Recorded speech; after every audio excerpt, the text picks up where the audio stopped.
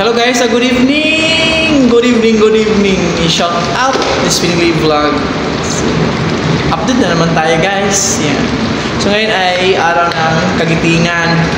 Charo. Bitaw ng April 20. So pizza di peligro na naman. Yun, naggulay. Gulay, tapos lagyan ng daing. So, ito yung daing guys. Sa mga hindi nakaalam ng daing, kung ano yung daing, ito yung mga maliit na fish. Ito.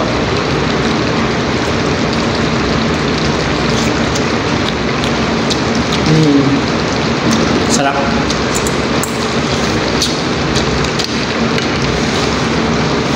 Good.